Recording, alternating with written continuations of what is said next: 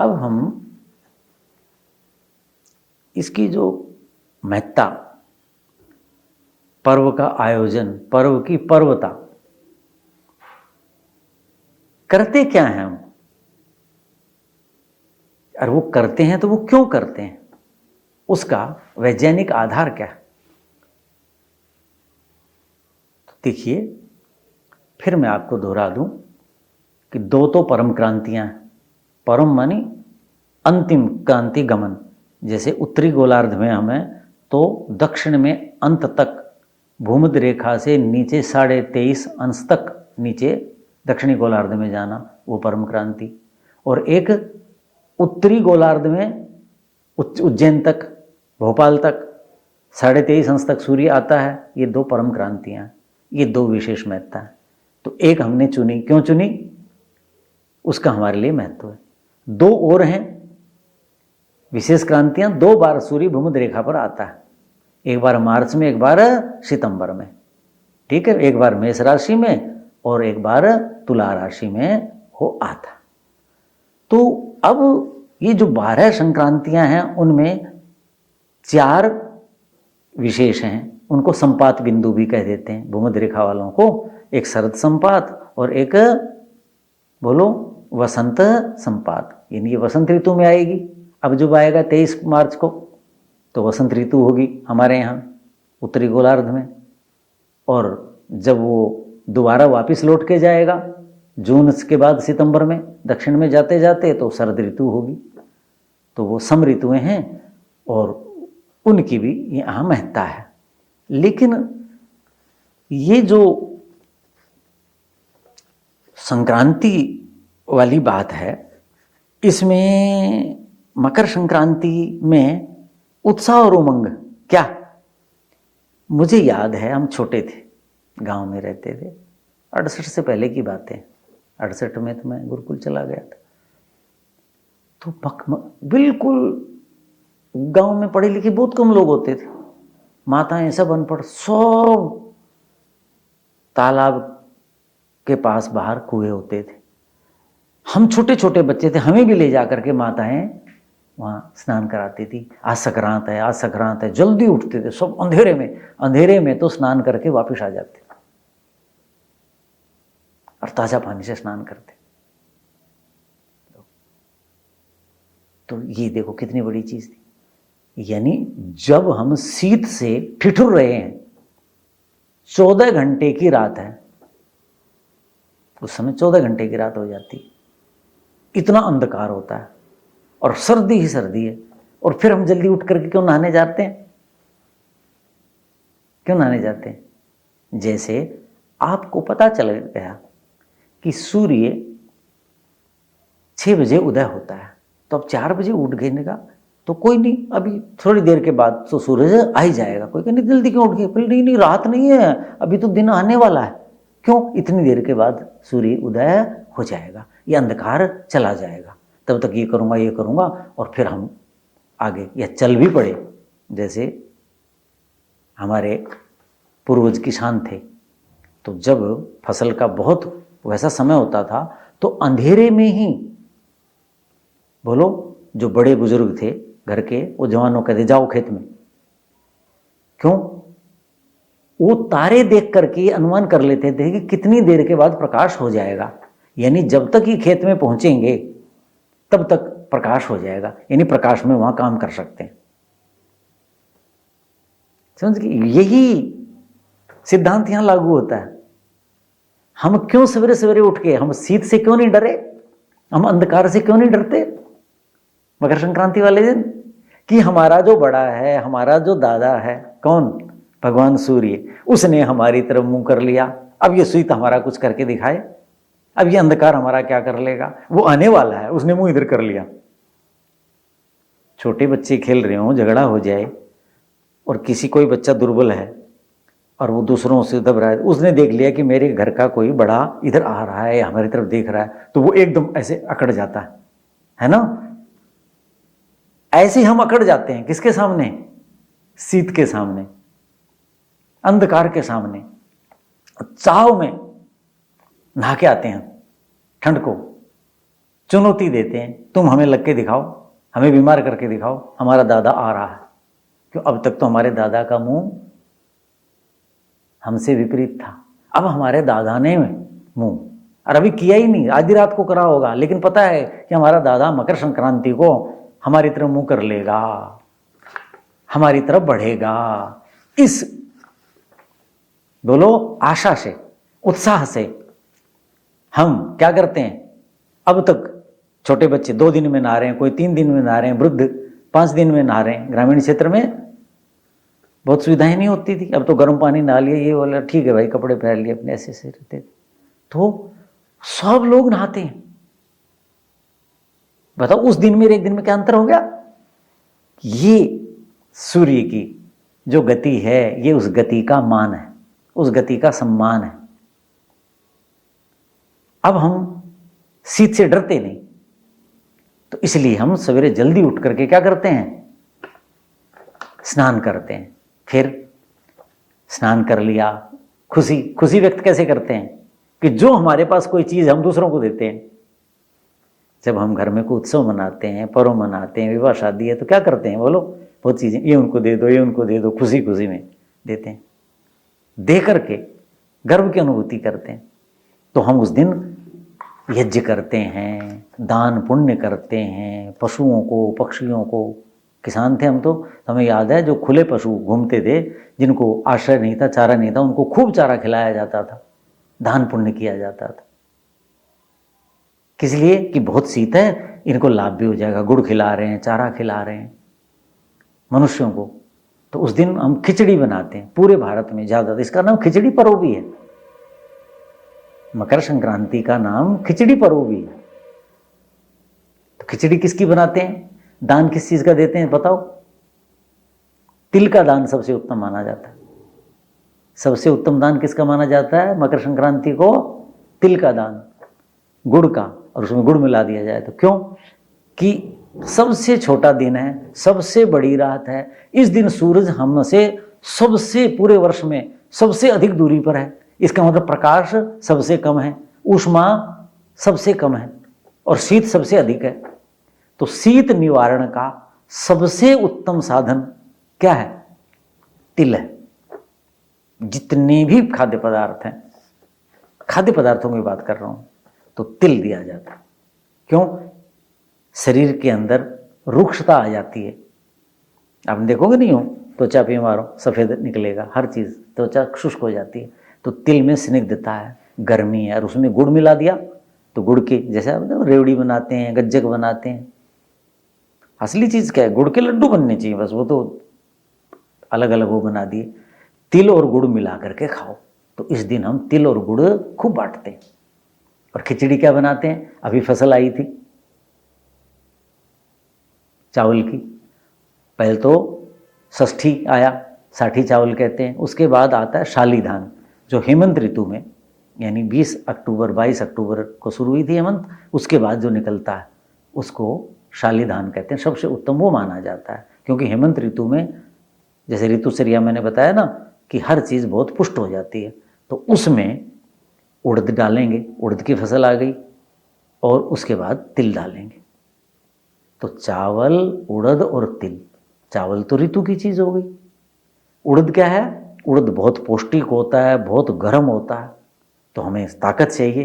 किससे? सर्दी से लड़ने के लिए। सर्दी शरीर को क्षीण कर रही है, और गर्मी चाहिए। और तिल तो बस ये समझो कि तिल से उत्तम तो कोई पदार्थ शीत निवारण का है ही नहीं। उसके आगे बताऊंगा मैं मित्ता। तो उसकी खिचड़ी बनाते हैं, वो बांटते हैं सबको, स्वयं भी खाते हैं। हरियाणा में ज़्यादातर लोग, जैसे पशु होता था तो उस दिन गुड़ डाल करके चूरमा बनाते थे, घी डाल करके खूब, और वो खाते थे। क्योंकि तिल तो ज़्यादा नहीं खा सकते, खिचड़ी ज़्यादा खा सकते हैं, तो चूरमा अपना खा लिया, थोड़े से तिल खा लिए। तो ये सारी चीज़ें इस दिन की जाती हैं। फिर हम गर्म वस्त्र देते हैं, दान करते हैं ना, कंबल दान कर रहे हैं, सब कर रहे हैं। तो संस्कृत में एक पंक्ति आती है, कम बलवंतम न बाधते शीतम। कम बलवंतम, किस बलवान को शीत बाधित नहीं करती?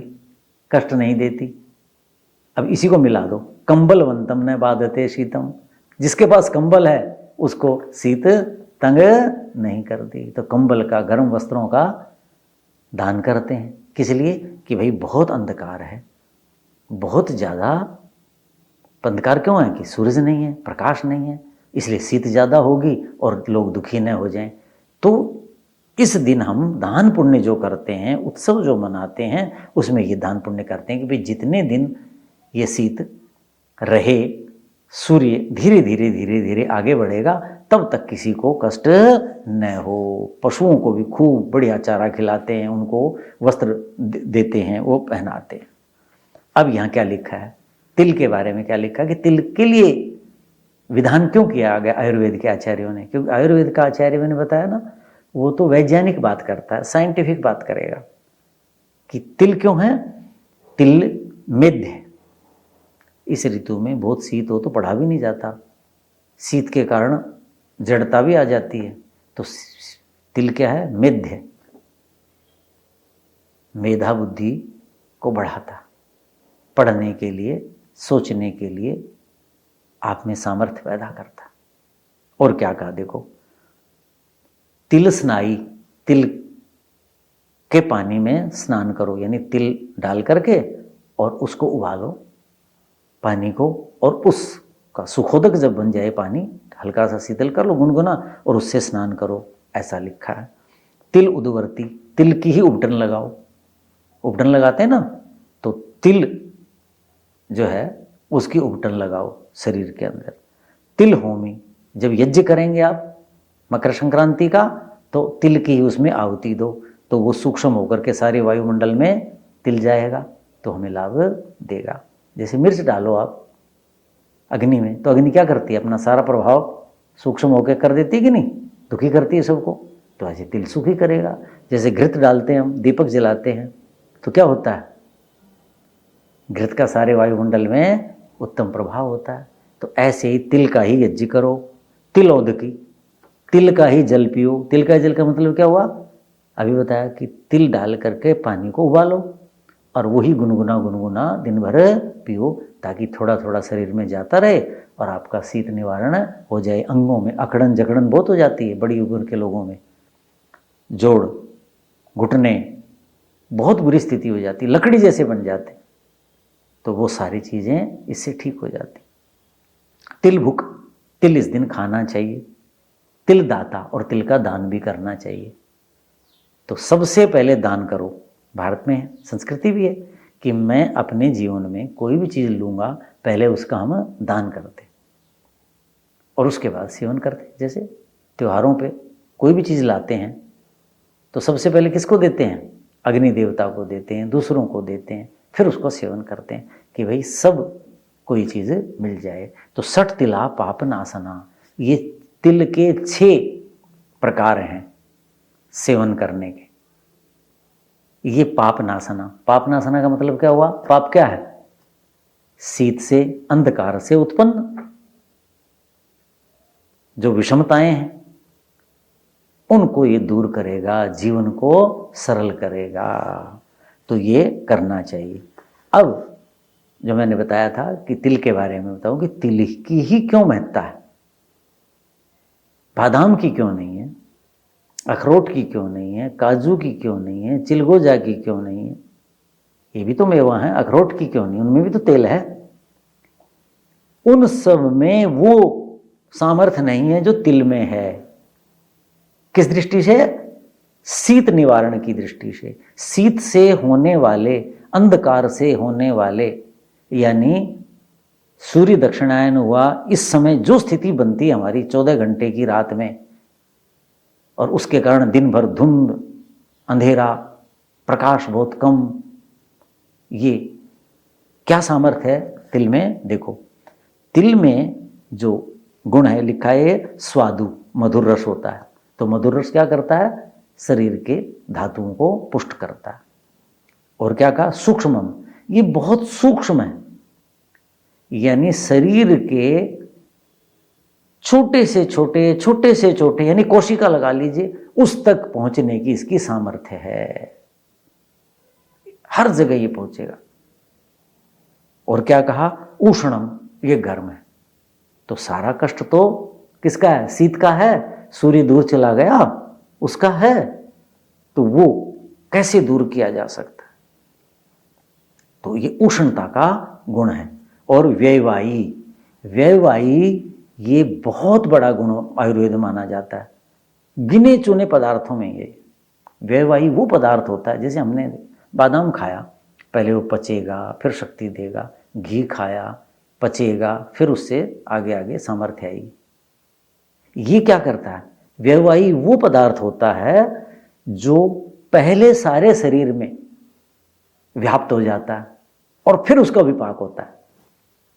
और औरों में क्या होता है, पहले हम खाते हैं, पचता है, रस बनता है, रक्त बनता है, सब कुछ बनता है, फिर शरीर में जाके कार्य करता है। और व्ययवाही कैसा होता है, जो पूर्वम अखिल शरीरम व्याप्य, पहले सारे शरीर में व्याप्त हो जाता है। तो व्याप्त हो गया का मतलब क्या है, जहां जहां वो जाएगा अपना वहां प्रभाव दिखाएगा। तो इसके अंदर जो उष्णता का गुण है, स्निग्धता का जो गुण है, वो इतनी जल्दी मिलेगा। और स्निग्धता और उष्णता ही तो चाहिए शीत में, रुक्षता आई है उसको स्निग्धता समाप्त करेगी, और जो शीतलता आई है, जड़ता आई है, ठंड लग रही है, शीत का प्रकोप है, उसको उष्णता दूर करेगी। तो इसलिए तिल की विशेष महत्ता है। और क्या कहा, कहते हैं वातघ्नेषु उत्तमम बल्यम, वात को नष्ट करने वाले। इस ऋतु में वायु बहुत ज्यादा कुपित होती है। आप देखोगे घरों में बुजुर्गों से मिलो, या जो भी 40-45 के हो गए, 50 वाले के बाद तो हो ही गया, सबके इस समय जोड़ों में दर्द हो रहे होंगे, बहुत बुरी स्थितियां, दवाइयां ले रहे हैं, बुरा हाल है। तो ये वात को नष्ट करने वाले, वायु को नष्ट करने वाले, यानी मोटी सी बात है जड़ता, अकड़न जकड़न, उनको नष्ट करने। देखोगे ना, गर्म बोतल से सिकाई कर रहे हैं, गर्म यूं कर रहे हैं, ये सिकाई कर रहे हैं, गर्म में रहो, डॉक्टर कहेंगे ही भाई इसको गर्म चीज से सेको, घर को गर्म रखो, तब आप ठीक रहोगे।